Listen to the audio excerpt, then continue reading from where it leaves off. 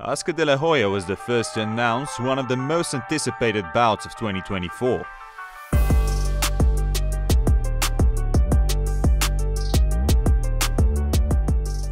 The boxing superstar Ryan Garcia is set to challenge for the WBC title at 140 pounds against the talented Devin Haney, who is to make his first defense of the belt after snatching it from Regis Prograis in a dominant display.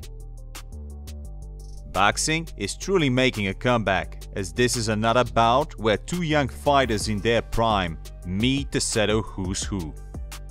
It seems like this was a match that was bound to happen sooner or later, as both men share a similar past and beginning in the sport. Their timelines are so intertwined that the pair actually met 6 times in the amateurs and allegedly went even with a result of 3-3 between each other. Nevertheless, their latest exploit showcases striking contrast in outcomes and the reception of their abilities, with Haney conquering the 135-pound division with a win against the legendary Vasily Lomachenko and winning the WBC belt at 140 with a dominant display against Prograis, and Garcia suffering his first professional loss in stoppage versus Tank Davis, leading to an apparent mental breakdown. This fight, however, is a significant event not just for boxing, but for both fighters. For Devin, this is another big win on his resume, against an elite opponent with a big following. For Ryan, it's a chance of redemption, and a way to right the wrongs and to showcase that he belongs with the upper echelon of fighters, to demonstrate that his skills match his popularity. But King Rai has seen better days. Much of his recent online behavior has been worrying fans, showing signs of a mental breakdown. So eyes have angels, bodies are covered with eyes. Oh fuck, no, hold on, I don't know what that is, bro. Fucking start getting, bro. Dip. I don't know, I'm uncomfortable with what's going on with him, but watch this one here. You know, I want to clarify some Stop things. the coke, nigga, it's fucking up your voice. I want to clarify some things. I don't do cocaine. What do you do? I will do a live drug test. I drink and I smoke weed. Something is going on that's deeper than just him in that video. He doesn't look right, bro. He started receiving accusations of having a serious gambling problem.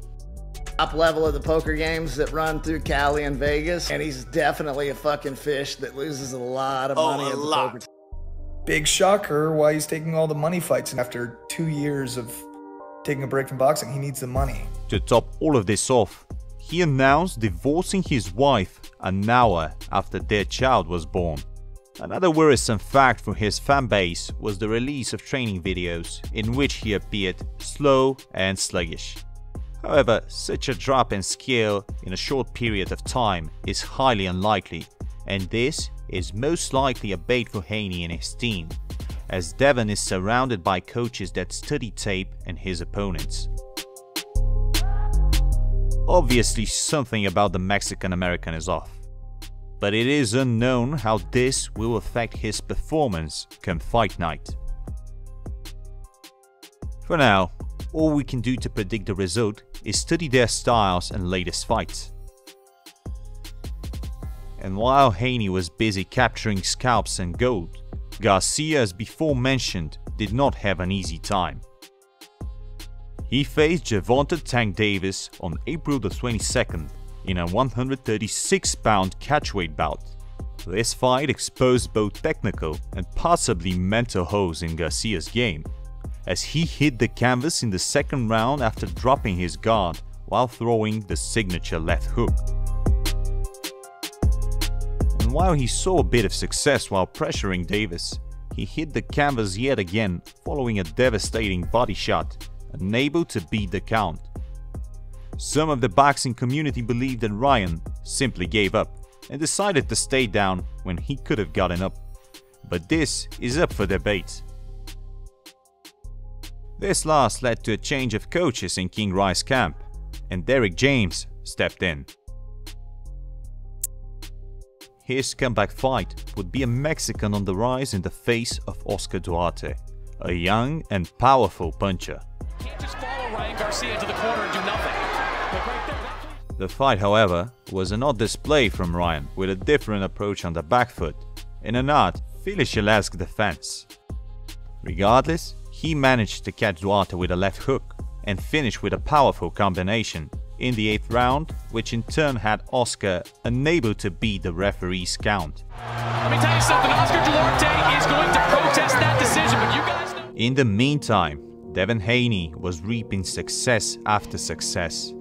He first unified the titles at 135 pounds with a dominant point display against George Kambosos, followed by a rematch in the same manner.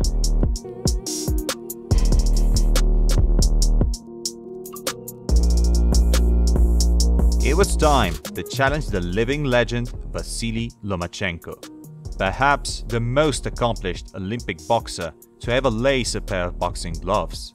In a closely contested bout, Devin was able to snatch a razor-close decision, and while most of the boxing community would argue that the American actually lost the fight, it is a fact that Haney went toe-to-toe with the former pound-for-pound king, showing great determination and a knack for violence. And still, undisputed lightweight champion of the world! After proving himself in the 135 division, he stepped up to 140, the challenge for the WBC belt held by Regis Prograis. Maybe his best display yet. He dominated Prograis from start to finish, scoring a knockdown in the 3rd and finishing strong, winning 11 out of 12 rounds on all judges' scorecards. Looking at their past fights, we can easily favor one man, but styles make fights. Does Garcia possess something that the other 31 opponents of Haney did not? Can the king of social media surprise one of boxing's biggest talents and deliver his powerful left hook? We know, in a fight, everything is possible. And while it seems unlikely, there is a road for Ryan to win this match.